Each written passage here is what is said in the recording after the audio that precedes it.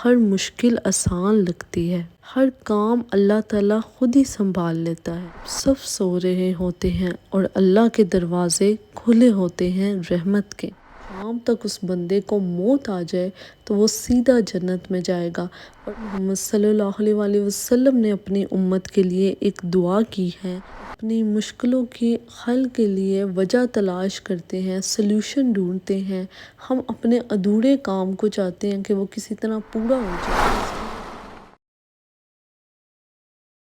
بسم اللہ الرحمن الرحیم، welcome back to another video. امید ہے آپ سب خیریت سے ہوں گے اور اپنا بہت سارا خیال رکھ رہے ہوں گے۔ آج ہم بات کریں گے ایک مسلمان کی صبح کی روٹین کیسی ہونی چاہیے اور دن کا آغاز کیسا ہونا چاہیے۔ یاد رکھیں، صبح اٹھتے ہی اگر آپ نے سب سے پہلے فون اٹھایا تو شاید آپ اللہ سے پہلے دنیا سے مل گئے، لیکن اگر آپ کی آنکھ کھلی اور دل سے کہا الحمدللہ تو سمجھ لو آج کی صبح برکت والی ہے۔ تہجد، فجر یہ صرف نماز نہیں، یہ آپ کا رب سے پہلی ملاقات ہے روز کی۔ سورہ یاسین، آیت الکرسی، 3 کل یہ لفظ نہیں، یہ روح کا نظام ہے۔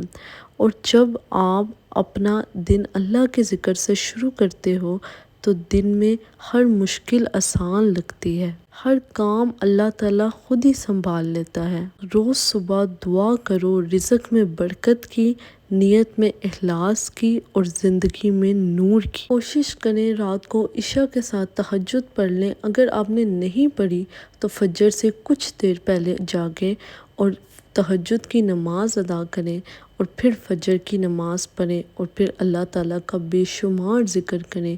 کچھ قرآن پڑھیں، سورہ یاسین پڑھیں، کچھ کل پڑھیں اور اللہ تعالیٰ سے بے شمار دعائیں مانگیں۔ جتنے بھی آپ کو اذکار آتے ہیں تمام اذکار پڑھیں اور آپ دیکھیں گے کہ آپ کے دن میں کتنی برکت پڑ جائے گی۔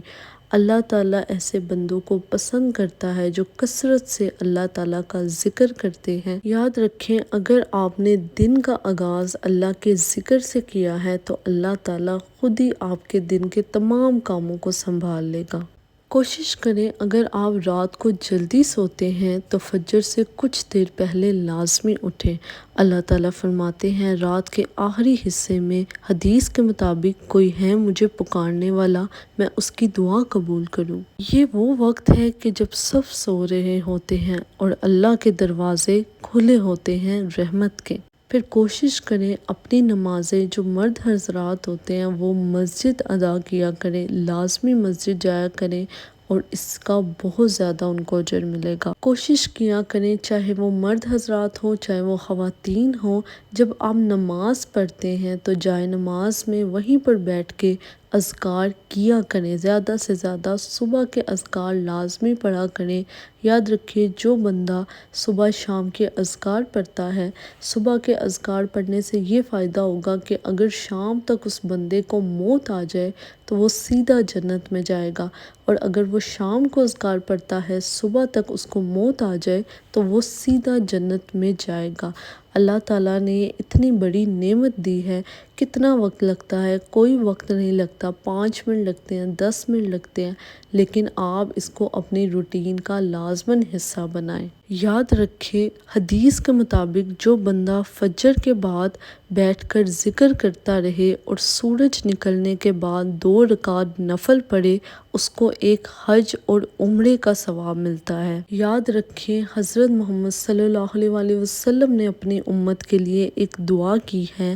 یہ دعا حدیث کے مطابق ثابت ہوتی ہے کہ آپ صلی اللہ علیہ وسلم نے فرمایا اللہ میری امت کے صبح کے وقت میں برکت دے، یعنی جو بندہ صبح جلدی اٹھتا ہے اور کوئی کام کرتا ہے وہ کام اس کا درست ہوتا ہے اور صحیح ہوتا ہے، اللہ تعالیٰ وہ کام سنبھال لیتا ہے اور اس میں برکت ڈال دیتا ہے۔ یاد رکھیں ہم اپنی مشکلوں کے حل کے لیے وجہ تلاش کرتے ہیں، سلوشن ڈھونڈتے ہیں۔ ہم اپنے ادھورے کام کو چاہتے ہیں کہ وہ کسی طرح پورا ہو جائے اور اس کے لیے بہت کوشش کرتے ہیں، بہت محنت کرتے ہیں، لیکن کبھی آپ نے سوچا ہے کہ اگر آپ کا دن کا آغاز ہی اللہ کے ذکر سے ہوگا تو کیسے آپ کے مسئلے حل نہیں ہو سکتے۔ جب آپ سو کے اٹھ کے سب سے پہلے اللہ کو یاد کریں گے تو اللہ کیسے آپ کو یاد نہیں کرے گا۔ بہت ہی خوبصورت آیت ہے کہ اللہ تعالیٰ نے فرمایا کہ تم مجھے یاد کرو، میں تمہیں یاد کروں گا۔ اب آپ سوچیں کہ اللہ تعالیٰ جب آپ کو یاد کرے گا اور آپ کے کاموں کو سنوار دے گا تو آپ کس حد تک مشکلوں سے نکل جائیں گے۔ مسئلہ سب کچھ ہم میں ہے کہ ہم ہی نہیں شروعات کرتے، ہم ہی سٹارٹ نہیں کرتے اور ہم اپنے مسئلوں کو لے کے بیٹھے رہتے ہیں کہ یہ حل نہیں ہو رہا۔ جب آپ تہجد پڑھو، جب آپ فجر پڑھو، جب آپ اذکار کرو تو تمام مسئلے حل ہو جائیں گے۔ جزاک اللہ ہے۔